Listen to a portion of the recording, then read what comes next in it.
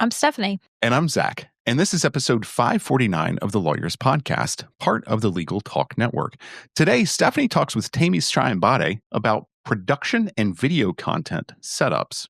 Today's show is brought to you by our friends at NetDocuments. So in just a few minutes, you'll hear Zack's conversation with them. So Stephanie, the last, a little while, we've been talking about alternative fee structures. And I say the last little while because you've been on a kick to kill the billable hour for at least 8 years. Yeah. So, but we've had some content recently on the podcast, on our YouTube channel, things like that, about this alternative fees webinar that's coming up on March 12th. What's going on with that? Yeah, we're going to dig in and just help people. Maybe you've been thinking about it. Maybe you have some questions. You want to understand how to get started. So come on in and join us on this webinar. It's going to be, I'll try to make it as interactive as possible. So bring your questions, bring your ideas, because I think it's more fun than just listening to me talk for an hour. Well, okay. So one thing I'll say, whenever we do some sort of alternative fees thing, even inside of Lawyers Lab, which I think of Labsters as being pretty advanced or at least willing to kind of like walk down the path with us, we get pushback where people say, that's great, Stephanie, but it won't work in my practice. But is that right? I mean, like, I just kind of think that somebody's probably sitting out there thinking, that's a nice webinar, but it's not going to work for me. I mean, I love that challenge, and I have from the stage been like, throw it at me and let's figure it out. So tell me your practice and let me see, because there probably is a way. And the other thing I would remind people is it doesn't have to be all or nothing. Like, you don't have to just go dive in the deep end. There's probably some part of your practice that we could use an alternative fee structure for to kind of get you started and get you experimenting with it. And I know a lot of lawyers, like you mentioned in our lab program, they've started building out like a source of recurring revenue. So maybe right, because that's what we're going for, is maybe you're still doing billable hour for this amount of work, but down here we got this little recurring revenue thing and it starts clicking. And by the way, it's fun as a business owner when you suddenly see money getting deposited into your account and it wasn't the result of a sales call or something, right? Like, because this person's paid up to work with you for certain services each month. And so that is super nice as a business owner, and you see that revenue start coming in. And so maybe the goal isn't, maybe eventually that then replaces your billable hour, but just to start, could you what would you do if you had an extra $5,000 a month from something that you built, one time? Yeah. What would that look like for your life? I feel like I know what I'd do. Well, okay. So we use the term alternative fees, and that kind of, that encompasses a couple of things there. Because you're not just talking about flat fees. We're talking about subscription-based models. We're talking about selling productization of your legal services. Like I remember when I was kind of shifting from practicing law to doing legal tech stuff, I went through, maybe creating generic leases online, being able to have clients of mine, make leases and things like that. And that's something that is just productization of your legal services. Yeah, there's all kinds of ways to think about it, value-based billing. So look, we're going to cover them all. We'll break it down. We'll get clear on some definitions. Then we'll talk about how does this actually work and what are some steps you can take to make it, to get started, right? Because I think that's the hardest part. And I'm sure we'll also talk about overcoming objections and we'll cover as much as humanly possible in an hour. I tend to talk fast, as you guys can tell. And, I get on these rants and I start going. So I'm sure that it will be worth it for you to show up. I think that you'll walk away with some good insight. I know you will. I promise. Yeah. Well, so that's March 12th, right? Yeah. So not too late to sign up. Head to our website. Well, we'll have a link in the show notes. And you'll be able to find it in the website. We'll definitely have a link in the show notes for you to sign up, and you can probably find it, through our socials and things like that. But if you can't, always, you can email us at email@lawyerist.com. So now here is our conversation with the sponsored guest, and then we'll head into Stephanie's conversation with Temi. But before that, and while you're trying to figure out which coffee option has more caffeine in it, head on over to Apple Podcasts and leave us a review. Hey, y'all, it's Zack, the legal tech advisor here at Lawyerist. And today I've got Patrick Thomas with me from NetDocuments. And we are talking, as you can imagine, document management systems. Patrick, thanks for being with me today. Thank you very much for having me, Zack. So, Patrick, NetDocuments is a pretty heavy hitter for small law firms, and but we can't, even for small and medium sized law firms, we can't just cast aside this concept of organizing our documents and organizing our systems. Being disorganized is a problem for everybody, right? Absolutely. When you have so many documents and you're having them stored in so many different ways, the cost of business of not even knowing where your things are need to be relegated. You need to get that money. Yeah, and I mean that's one of the first things that we kind of think of when we're sitting down going, okay, I'm starting my law firm. How am I going to deal with these products or with these files and everything? So, what types of things are we looking at as small, medium-sized businesses or even large businesses to help us get all of this stuff organized and get our client files in one place? Well, I think it comes kind of in two stages. The first stage is right now you need to, as you're getting data in, you're going to properly tag it with metadata. You're going to be able to organize it that way where you're going to know these are my pleadings, these are depositions, these are whatever type of organizational law firm I need. But then the second kind of piece of that is being able to have really amazing search tools.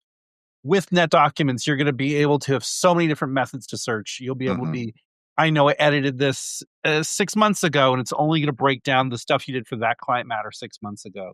Yeah. Or I know I used a phrase in this particular way, or I was against a certain judge. Even those minute little search terms are going to get you those documents instantly without you having to spend hours and hours of through those types of things.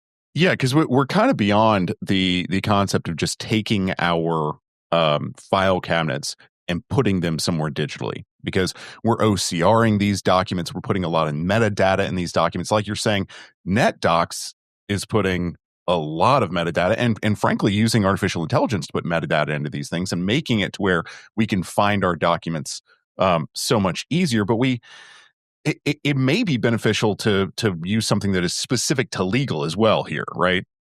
Absolutely. On your point of some of the things that we're changing, what's going to be coming out this year is we're going to give the option to have, right now we have a very literical search where if you know exactly what you're searching for, you can find it. We're going to be using that law firm experience to actually make a search where you can ask it a question and it will be able to interpret it to find that in your documents. Okay, so kind of like stepping away from that Boolean sort of searching for case law to where we were starting to search for case law through natural language, moving to something that's a little more searching from a natural sort of standpoint, even against our own documents and against our own client files. Exactly. One of our big pushes with Intelligent DMS is that we're going to be able to have the AI tools magnify the data from your own documents to make basically the tool for you. A lot of AI tools out there have their own concepts, they have their own breakdowns. But if you're running a law firm, you have your experience. We want to get your experience pulled out and being able to get that data. And that's what our new semantic search is going to be able to let us do. And that's kind of the difference between going with something that is just built to hold files and something that's purpose built for lawyers. Absolutely. So the other thing that I think has become a new thing for attorneys, and I hope it's not too new, is this idea of being able to collaborate on files together to say all of our files are in one place instead of taking a copy, dealing with it, locally, and then uploading it again. We're dealing with one file and we're collaborating it in one place, and that's something that NetDocuments does pretty well, right? Absolutely. We originally were very much in that focus concept of having version control. Everyone saves their version and then we all kind of bring it together.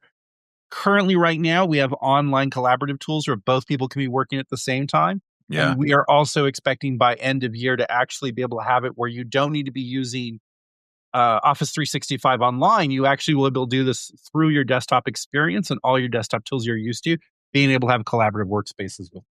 I don't know if I'm allowed to say this in one of these, but holy shit. Because one of the things that I think really gets people with with the online collaboration is that you have to use online Office 365 instead of being able to use your local system. And I know for us, Baron at our office is a huge proponent of how much more one can do on that local app as opposed to Office 365. Now I'll fight him for it because I like Office 365, but you can do so much more there. So having that integration into that local app and being able to share and collaborate is huge, Patrick. Yeah, we are just starting the demo of that experience to some of our partners where we have it working, but we want to get it all perfect before it goes out to our customers. Yeah, I understand. Okay. So before we close on time, what are some immediate wins that small firms could kind of grab out of our conversation here? I would say the two big immediate wins is all that time that you are getting hunting for the right document can Mhm. now instantly be spent in client work or even giving your legal team that bandwidth that's necessary. Right. And then the kind of second piece of that, which we didn't really get into a lot of detail, we have the tools that those search things can actually create even new documents for you. You need to create summaries that you need to send off to your clients. That would already be taking you hours of work that you would be handing off to an assistant because it might not be billable. Mhm. You now can be able to just do that with an automation through our search tools and be able to get that out. So automating some of this knowledge transfer from us to our clients that'd be a huge win. Absolutely. I think the key phrase that we're really trying to have is that the intelligent DMS is making your documents Mhm. into automation. It isn't going to get someone else's experience, someone else's concept. It's taking what your law firm has created and expanding that. Awesome. Awesome. Well, if people want to check out NetDocuments and all that is there because it's NetDocuments, Indy Max and all those things and the automations, they can go to netdocuments.com/products/document hyphen management or a little bit easier, netdocuments.com/demo hyphen request and they can check it out. Right. Thank you very much for this time, Zach. Patrick, thanks for being with me. I appreciate it. Hi, I'm Temi Siyanbade, and I am the founder of TOS Legal, a Houston boutique law firm that serves business owners, helping them with protecting their assets and establishing their legacy. And I am so glad to talk about getting into video to leverage your brand as a legal professional. Hello, welcome to the show. And you know what you didn't say in that intro? You also just published your first book. Is it your first book? This is my first official book. Yeah, Okay. I had like an ebook, but this is real. Yes, a real book. So let's make sure we just go up front. What's the book? Where is it? And how do we find it? Sure. The book is called Show, Don't Tell, and it's all about how lawyers can use video to stand out, create more value, and revolutionize their firm. So excited about this. And it's available on Amazon. It's also available via the ABA's website. And I'm just really excited to get this out into the hands of legal professionals and even non-legal professionals, honestly, to get them thinking about how they can use video. Yeah. So, Well, share with us, like, how did you get started on this video journey and, what led you to write the book? oh, thank you so much. That's a great question. So I actually start the book kind of getting into this story, and it all started about 10 years ago. I was a recently licensed attorney. I was one of those crazy people who decided to open up her firm fairly quickly after getting licensed. And nobody told me that you had to like get clients, Funny thing. once you had a business. Somebody forgot to, let me in on that secret. But you find out very quickly. And I was in that position where I'd found out very quickly that I needed to figure out a way to connect with people in a unique way. And I am in the Houston area. There's a lot of bigger, law firms out there that have these significant legal budgets when it comes to marketing. And I knew that I couldn't compete in that regard. I was also really connected to a lot of entrepreneurial people who were leveraging video in a way that I had not seen lawyers do. And so reluctantly at first, I wasn't really trying to be on camera. Many of us just want to be heads down into our work. And I was kind of that way. But I started to ask, okay, how badly do I want it? Do I want to connect with people? Do I want to help people? And as I, toyed with that and really battled with that tension, I realized I did want to help people. I did want to connect. And so I remember the day after my birthday, about 7 or 8 years ago, I did my first official live as an attorney. And you could still find it on social media because I leave it up there as a reminder that we all have to start somewhere. And I started, and I remember the reaction after that. It was a lot of people were excited to see something different. And I turned that into a weekly live show that I would do on Facebook that eventually evolved into YouTube lives and into YouTube videos. And now over 250,000 views later, we're here. And, I've been able to speak all over the place and really help attorneys kind of get over that initial fear because I've been there and really figure out how can we connect with people in a meaningful way using video. So that's a little bit about my journey into this. And I guess specifically with the book, I was asked to present at ABA Legal Tech Show a couple of years ago. And after our presentation, where I was approached and I presented with somebody else with the opportunity to write this book based off of what we had shared. And I said yes. Nice. Yep. And we're glad you did. And you kind of started to talk about this just a second ago. Everyone, I think a lot of people's initial reaction really is a reluctance, right? I don't want to be on camera. This is scary. And so maybe because of that, we say, oh, it's not really necessary. And, how do you start to talk to lawyers about, maybe that it's not scary, and then we can also delve into like the why, because I think there's real value to being on video. Yeah. And I think, when we start the conversation, I tell them it is scary, but we do hard things. I remind legal professionals in particular and attorneys in particular that we survived law school. We survived the bar exam. We represent people in really, really deep, hard, difficult matters. And we show up every day in that regard. And we have the ability to be courageous. And so we have to bring that same mindset into this work. And in terms of why, I remember as part of that initial story, in terms of me, the first day I went live, I remember being nervous. I was in the house and I was like, okay, I said I'm going to do this, but I was like, I don't want to. And I was scrolling on social media and there was a young person. It was somebody on a Facebook group, so I don't know them. And they were sharing a kind of lewd conversation on Facebook. And I was like, okay, there are tons of people on social media not actually giving value in many ways, detracting from meaningful conversations. And they're not scared. They're showing up boldly. And I was like, I genuinely want to help people. And I reminded myself and I connected to that reason. And all the times when I become afraid, because it still happens, I still go through those moments where I'm like, okay, is what I'm going to say, does it matter? Are people going to listen to me? What's the point? Like those same things continue. They don't go away.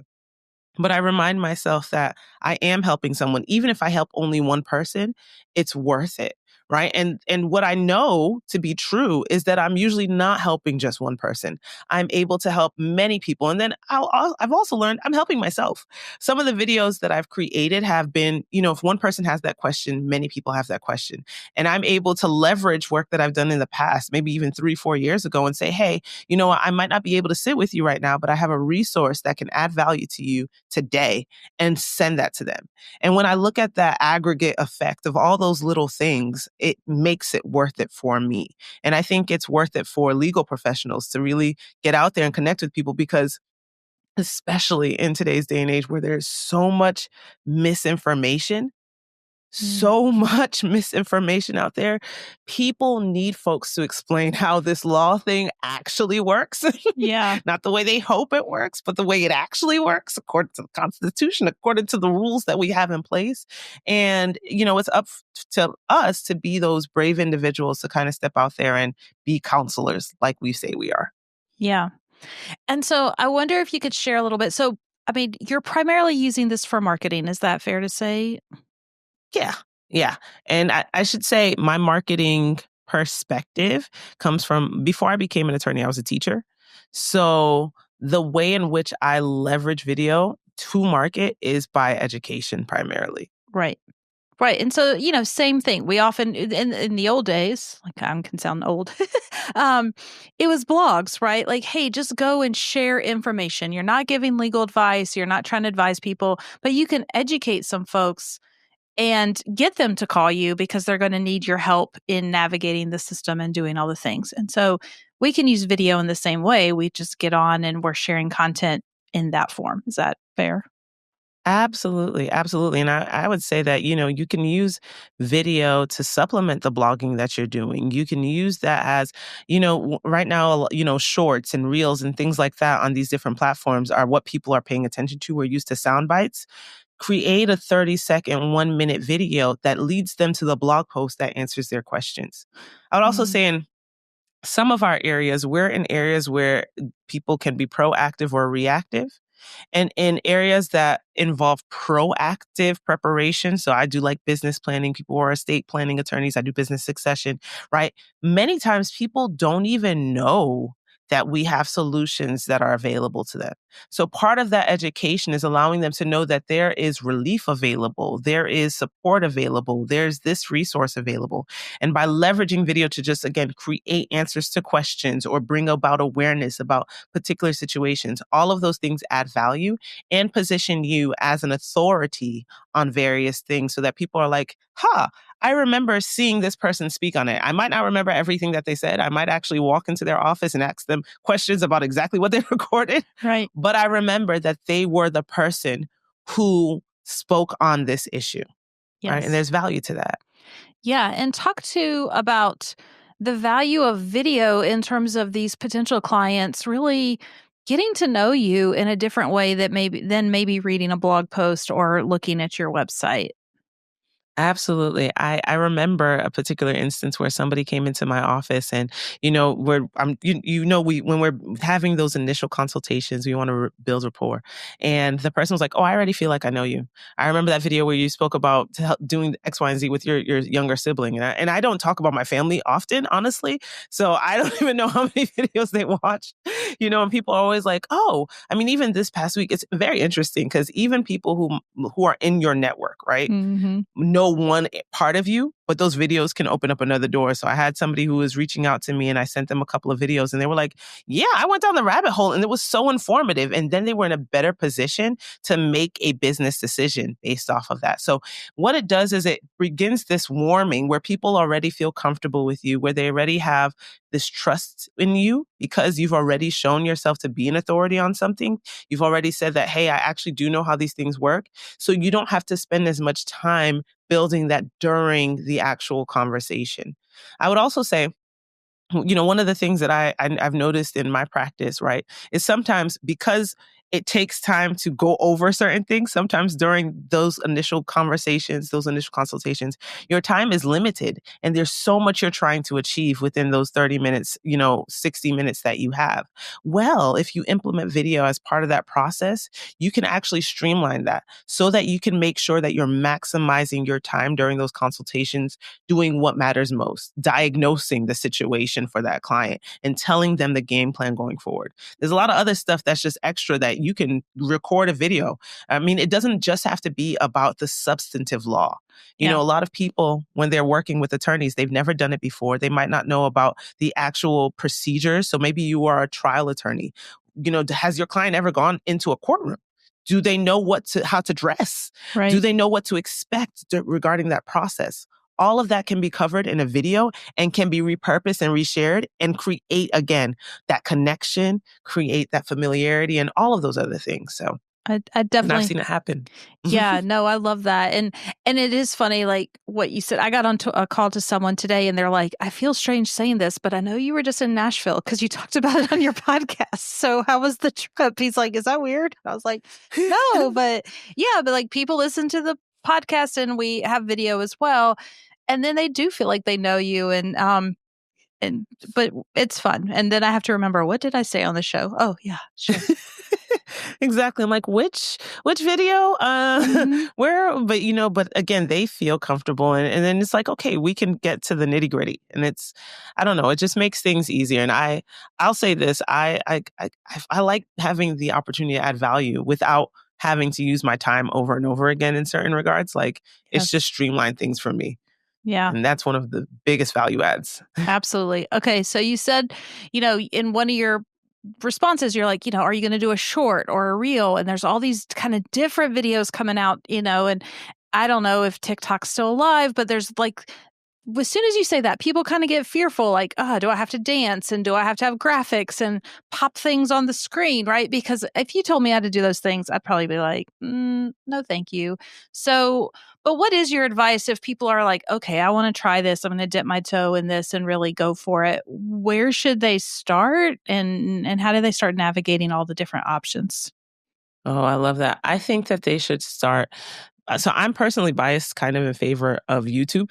Generally, if we're talking platforms, I think that YouTube has an audience that is looking for something. So if they stumble upon your content on YouTube, they've probably sought out something pertaining to that for the most part. Whereas on some of your other platforms, it's a little bit more passive. It's on a timeline that they've just put out so that that audience member might not be looking at it. So I usually prepare content for YouTube in particular, because I know it's going to live there a little in a different way. Now, the content I prepare on YouTube, I can repurpose and place on the other platforms. And if depending on where your audience is, and I would say my audience, again, we are proactive planning business people. They'll be on a YouTube maybe more than a TikTok, right? So that is also a factor to consider, is where is your target audience? Where are they getting their information? What are their demographics?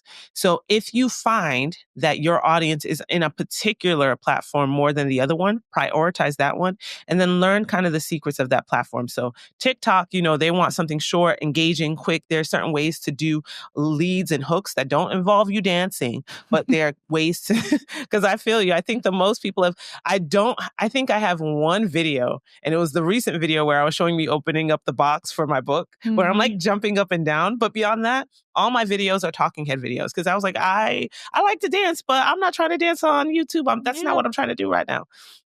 And I've still been able to gain success. And so I think that it's, again, figuring out where your people are, understanding the patterns of the different platforms. And I would say at the heart of it, people are looking for value, right? One of my mentors / besties, big sisters, she teaches a concept that I share everywhere that I go.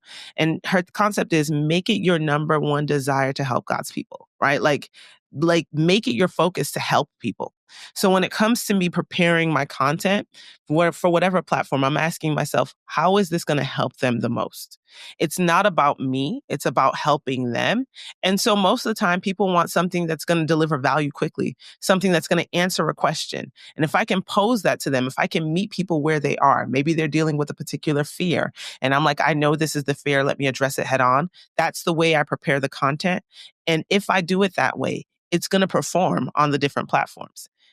So that's kind of my mindset when it comes to that. But again, YouTube tends to be my number one because of the way that it functions. I'll say this also. I think of YouTube as more of a search engine than many of the other platforms, right? It's owned by Google. So I have a couple of my videos have been able to show up on Google's first page. Has a video, which is awesome, right? Yeah. Because of that nice connection. And so that's why I usually lean towards YouTube and repurpose for the other platforms, because I think you get a little bit more bang for your buck on this platform. Absolutely. That makes sense. How much of an investment do people need to make in terms of equipment? Great question. I really advise people to start with what they have. My first videos, live streaming, were recorded on my phone. And we all have these really powerful devices.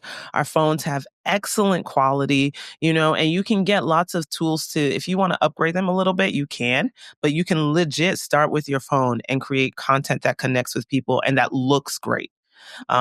And as you desire, you can upgrade that, but it doesn't have to be super complicated. Again, the biggest thing is value. Of course, you don't want your image to look grainy like it was made in 1996. Right. But if you're using your cell phones, they're not going to. There are little things that you can find online. If you want a ring light that attaches to your phone, you can find those. If you want audio that's improved, there are different types of audio devices that you can include. I'll give you an example of one. This is probably a little bit pricier, but I like this particular brand. There's a brand called DJI. DJI, and they have something called the Mic Minis. I'm actually going to show you because I like show and tell if you don't mind. Yeah. And I have it right next to me because I just invested in it and I love it.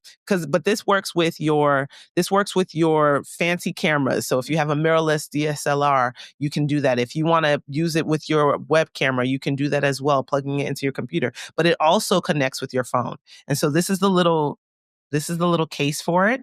And it is this is the little transmitter. You plug it into your phone.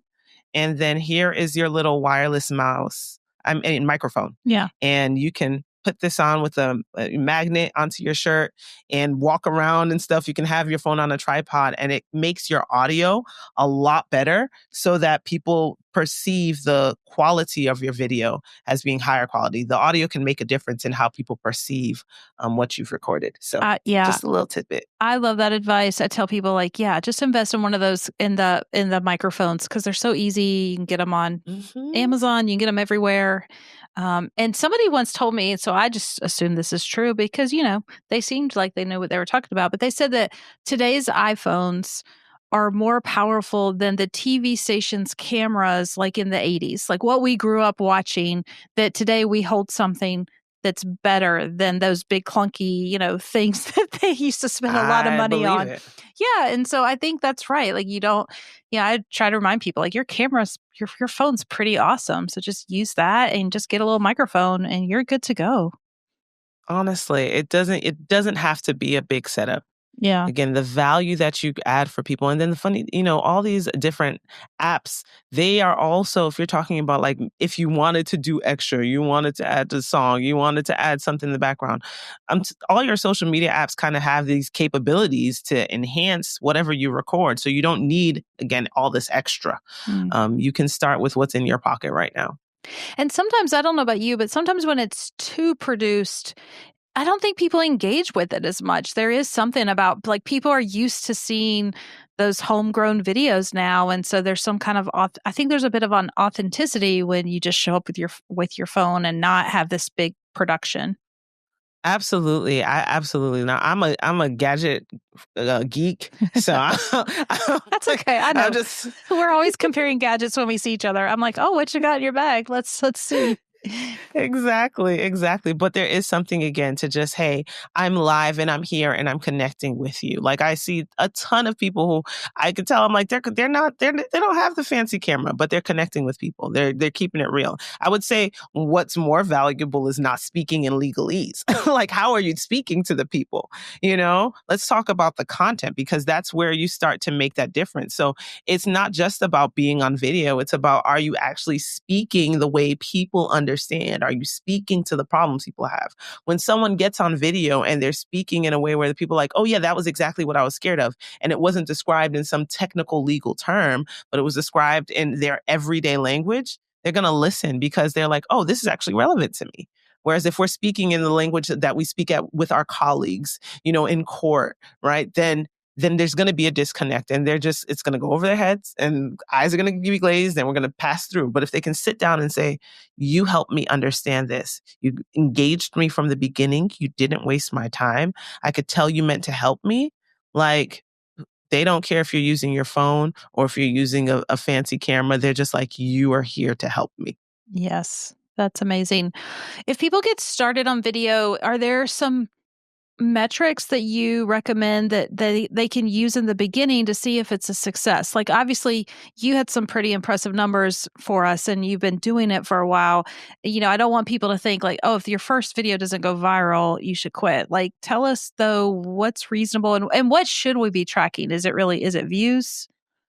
Oh, I love that question. And so I will say this, like all your videos, I don't think any of my videos have gone viral. I've had some videos that have been a consistent question. So they've outperformed. But even today, if I post a video, I think I posted a video last week and I think we're under 100 views. I'm okay with that. Now I want to see the traction over time. That gives me feedback as to, okay, is this meeting a question that people currently have? Is this connecting with them in terms of what current felt needs are? And so I'm using it to gain data. But I will also say that there's value in even the videos that don't have tons of view. I think what's more important to track is your consistency, right? And in the sense that tracking your consistency allows you to say, okay, have I even given it enough time? Right. And it's the consistency of people seeing you out there that makes the difference. Over time, you'll see some of those other metrics change. But one of the things I think we should be realistic about is that it's not enough to just put the video out there. Sometimes you want to put the video in the spaces where people can get to see it. So I might record a video and release it on YouTube, but I'll reshare that video on LinkedIn, the link to it. I might reshare that video on Facebook because I want people to be aware that that information is out there. I know, let me be real. I remember when I first started, I would do my lives and I would see that there would be a handful of people who would join, but they wouldn't really stay for a long time. They joined for a minute, maybe 2 minutes, maybe say hi and then disappear. And I used to be really discouraged. And I was like, what's the point? Like nobody's even, and until I realized that what made the difference was people kept on seeing me speak on this issue. It was the fact that they were like, Temi, you're the person who keeps on speaking on business law. So then I remember having multiple people come into my office, sit down with me and say, I was looking for a business lawyer and your name came up 3 times. Like that's happened multiple times. Right. And it's not because people are studying my videos and watching them from start to finish, although that occasionally does happen. But it's really because, again, I'm choosing to show up consistently. I would even say, even when I look at the success that I've had, and I've struggled, let's be 100. It is hard to be consistent. I've struggled sometimes to be consistent, but that first year of consistency made a huge difference and I'm still reaping the benefits of that. So I personally, one of my goals this year is to get back on that with at least 1 video a week, just to be consistent, just to see that traction, just to see that growth, because I know what it's done for me in terms of people just being aware that I exist. Right? Yes, it is. It's a good reminder. And look, we all have those days. Like even today, before we got on to record this, I was like, my hair, I'm kind of having a bad hair day.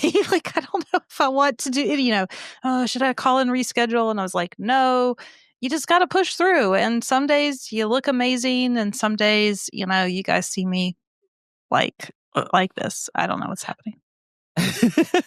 I remember one day, I remember one of those days where I was like, and for me, I batch create oftentimes, like the videos that I do. So I'll create a whole set. And I remember just being like, you batch, you look, and then after the playback, you're like, I don't like any of these videos. And I was like, do I re-record all of them? I'm like, I don't have time. And I just put them out there. And of course, my mom, sweet woman, but she was like, yeah, I saw that video and you were wearing this type of shirt. And I was like, Mom, but I was like, but I was like, you know what? I'm still out there. I'm still doing the thing. And so even if, you get a question or you get some pushback or you get not everybody's showing up. I have really great comments where people are like, thank you for sharing this. But I have a couple of other comments you might look at on the video where people are like, oh, what's she saying or saying whatever. And it's like, guess what? For the people who I'm adding value to, the people who I'm sent to, it's doing what it needs to do. They're not out here judging how I look. They're not concerned with all of that. They're concerned with the value that I'm adding to them. And that's what I'm concerned with too. I'm not here for, I'm not here to get people's approval. Yes. We're not here seeking that. In terms of, we've been licensed from the bar associations. We have our degree. We know what we're saying. We're not online lawyers. We're real lawyers. And being confident in that and reminding ourselves that, yes, we're putting ourselves out there. Yes, it's uncomfortable. Yes, we might even get negative comments, but who am I there to serve? Right. And the fact that I'm showing up is value in and of itself. So a lot of the people who are out there who are being critical, they're not doing the work. Then, so yes, that is just a great reminder and maybe a great place to wrap up this conversation. You and let me just thank you, because I think everybody will agree you just gave us such good value. I mean, you really practiced what I know you're teaching, because this whole episode has just been filled with great reminders and tips and practices of how to get started. So thank you for that. But also, we'll make sure to put a link to your new book in the show notes. So if people want to really dig in and get going on video and get all the great content, make sure you check out that book. Tell us the name one more time. The name of the book is Show Don't Tell. And if you go to showdon'ttell.book.com, you get the link to the book to where you can purchase it there. And there's also a couple of free resources that I've also created to accompany that. So if you want like a little bit of a video guide in terms of, okay, what's the behind the scenes, how to put that together, all of that is available for you. Awesome. Thank you for being with me today. It's been my pleasure. And thank you. You encouraged me on this journey. Stephanie was like, Temi, finish the book. And I was like, okay. So thank you so much for your leadership and your support. I really, really, truly do value it. And I'm grateful. Thank you. Me too.